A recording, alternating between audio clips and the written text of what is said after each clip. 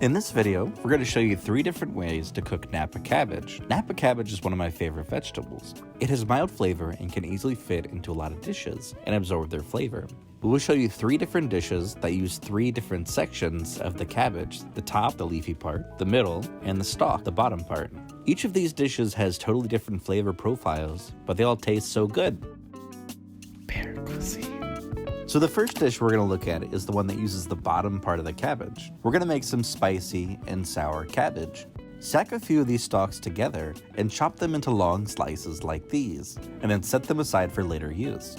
Roughly chop some garlic and some dried chili peppers. I like to use the dried ones here instead of the fresh peppers because it will bring a nice flavor to the dish. But if you don't have any dried peppers, the fresh ones also work fine. You can adjust the pepper's quantity based on how spicy you'd like your dish to be. Before you cook it, let's prepare the sauce beforehand. We will need half a tablespoon of soy sauce, half tablespoon of black vinegar, a half tablespoon of oyster sauce, a pinch of salt, a pinch of sugar, and mix this well.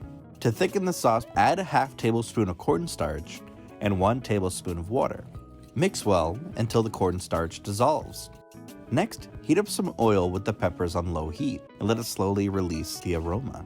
Be careful not to let it burn. It will turn black and become bitter. And then, add the garlic into the oil mixture. Once you can smell the garlic, add the cabbage stalk. Mix these well and cover the lid. Covering the lid will help the cabbage cook more quickly.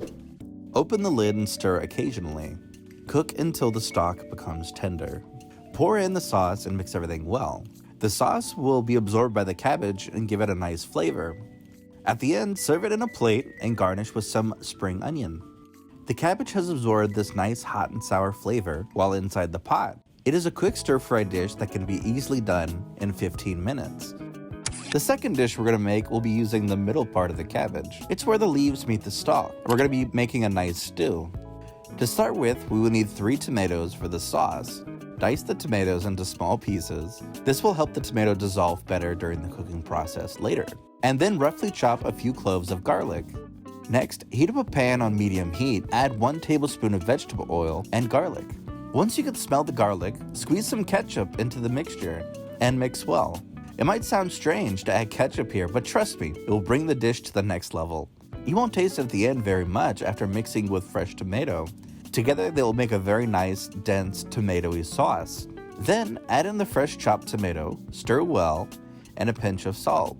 Cover the pot with the lid, turn down to low heat, and let it cook for a little while. While the sauce is heating up, it is time to prepare the cabbage. Place the cabbage in a bowl, and then place the bacon in between the slices. Now let's come back to the sauce.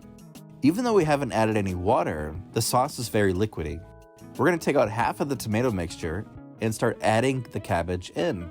And then add the tomato part that we removed earlier on top of the cabbage and spread it well on the surface. Cover with a lid and let it cook for 15 minutes. 15 minutes later, let's take a look. It smells so good, so tomatoey and delicious. The bacon and the cabbage have both fully cooked next to each other, and they combine so well with the sauce. I can't wait to taste it. It's so flavorful and well balanced, it pairs perfectly with rice.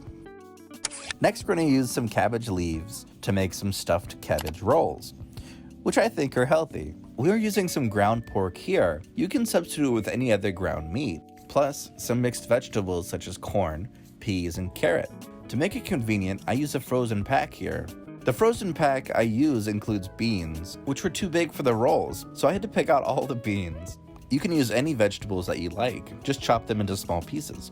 For the meat part, we're going to grind some ginger root and use it for seasoning the ground pork, so we can make it taste a little bit better. I prefer to grind the ginger rather than dice it, because that way you won't have to bite into a large chunk of ginger while you're eating it. And this way the flavor really blends together with the meat very well.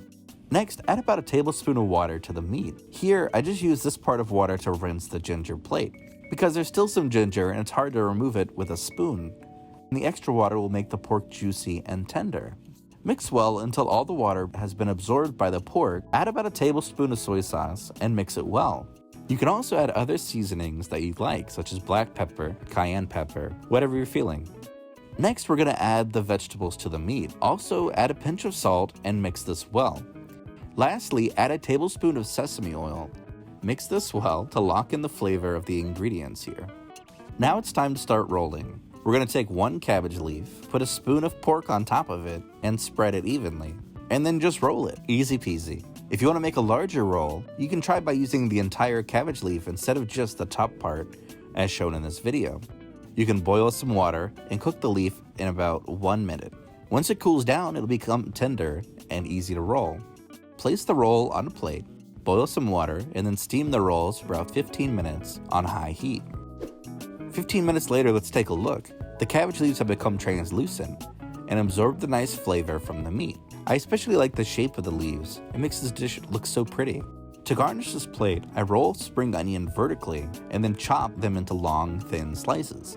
And then use low heat to cook some minced garlic in oil and spread it on top, which brings an extra kick of that nice garlicky flavor. Voila! That's our 3 ways to cook cabbage. Even though we demonstrated in the recipe in 3 different sections, but the whole cabbage can be applied to these 3 recipes. Don't forget to leave us a comment below and let us know what your favorite way to cook Napa cabbage is. Thank you for watching until the end. Don't forget to like and subscribe to see our future recipes.